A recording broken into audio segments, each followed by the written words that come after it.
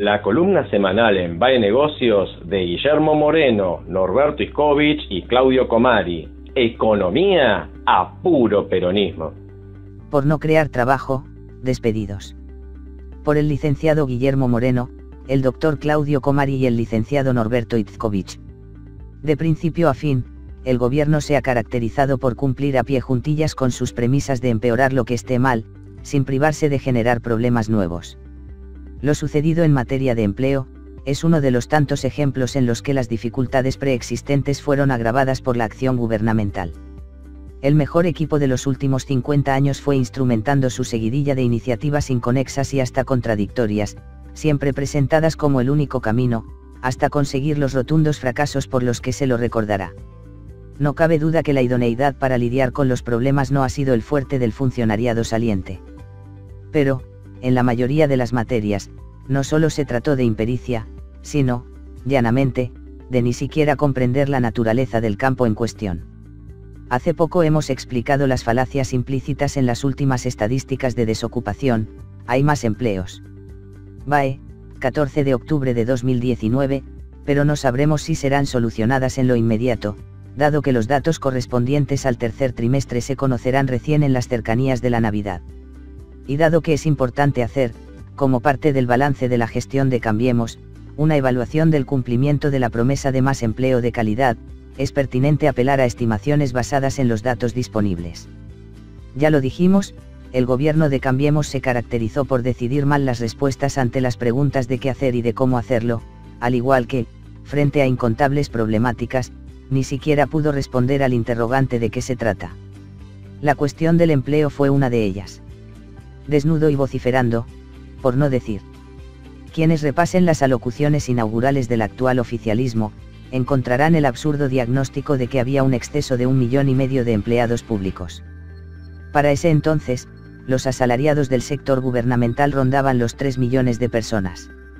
En el caso de la Argentina, el empleo público comprende la totalidad del personal de los 3 poderes estatales, ejecutivo, legislativo y judicial, en todas las tareas y todos los niveles de gobierno, nacional, provincial y municipal, pero el dato más relevante es que 3 de cada 5 de ellos pertenecen a las áreas de educación, salud, seguridad y defensa.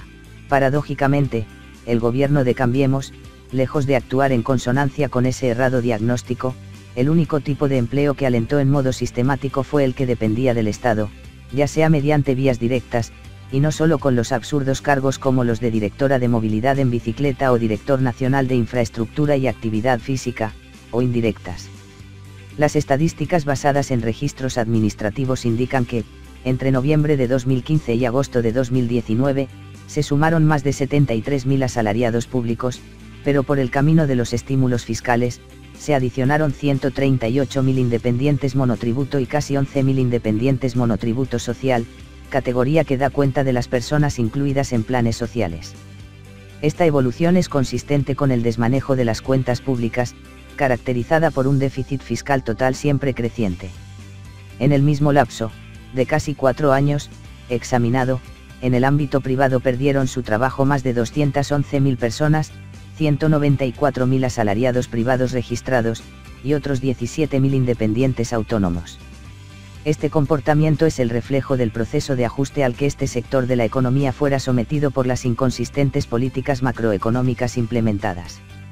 En el gráfico puede observarse la contraposición de las dinámicas entre el segmento estatal y el de las empresas y particulares, así como el crecimiento de monotributistas.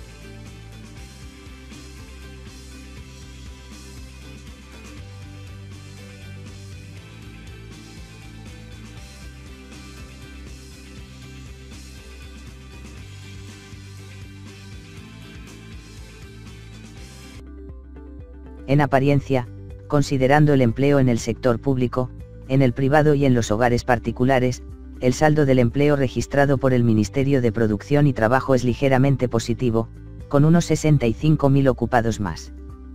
Pero la realidad es que el incremento de monotributistas inscriptos solo refleja una mejora en la registración y no la creación de nuevos puestos de trabajo. Si no se considera a esa categoría, el resultado del periodo es negativo en 73.000. La promesa de más empleo de calidad, mutó en la realidad de menos empleo y más desocupación, ya que a la par del proceso de destrucción neta de puestos de trabajo antes descrito, el mercado laboral no pudo absorber en ninguna proporción el crecimiento vegetativo de la población económicamente activa, casi 1 millón de personas, condenando al desempleo a igual número de oferentes de fuerza de trabajo.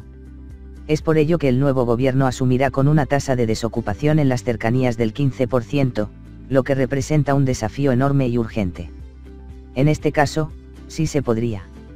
Son indisimulables las consecuencias que las políticas del oficialismo han dejado sobre el entramado productivo, en estado calamitoso, las cuentas públicas y el sector externo, en profundos déficits, y la amenaza de colapso a la que han sumido al conjunto de la economía.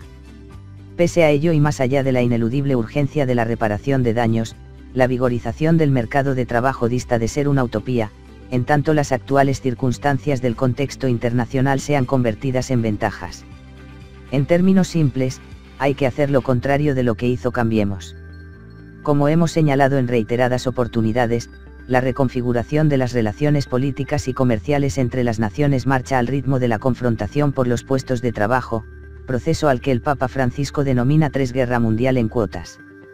Los modelos de desarrollo nacional que resurgen, especialmente los que consolidan las potencias dominantes en términos económicos o militares, al tiempo que ponen en valor sus propios vectores de competitividad, demuelen la institucionalidad dominante durante la globalización. Esta es la ventana de oportunidad, inexistente pocos años atrás, que la Argentina puede usufructuar para la consolidación de la producción doméstica como hegemónica en el mercado interno y competitiva en los internacionales. Pocos países en el mundo cuentan con suficiente capacidad de abastecimiento local en materia alimentaria y energética. Estos son los vectores de competitividad que, puestos en valor, simultáneamente permitirán la recomposición del poder de compra de los ingresos populares, y el abaratamiento de los costos unitarios de producción, recuperando la rentabilidad empresaria e incentivando la inversión que genere los puestos de trabajo necesarios para ir en la búsqueda del pleno empleo. Que así sea. 1. Reporte de trabajo registrado. Ministerio de Producción y Trabajo. Datos a agosto de 2019. 2. A partir de abril de 2016, el Gobierno Nacional decidió que los trabajadores inscriptos como independientes monotributo podrían acceder al sistema de asignaciones familiares, del que estaban excluidos hasta ese momento, decisión que tuvo un fuerte y sostenido impacto, alentando la registración de posiciones ya existentes, antes desempeñadas en el ámbito informal de la economía. 3. Ninguna posibilidad existía para la ampliación del empleo privado registrado, luego de que el mercado interno quedara exhausto por el deterioro del poder adquisitivo de los ingresos de las familias determinado por el aumento de los precios de alimentos y servicios públicos. A su vez, la subvaluación del tipo de cambio originada en la conversión a pesos de la cuantiosa deuda que el Estado tomó en dólares, sumado a una irracional exposición de la producción doméstica a sus competidores extranjeros, concurrieron en la asfixia de las empresas locales, con sus consecuentes secuelas de despidos. 4. Esto implica que las empresas nacionales acceden a una estructura de precios domésticos diferenciada de los valores internacionales de los mercados de referencia, que incrementa la competitividad sistémica del aparato productivo.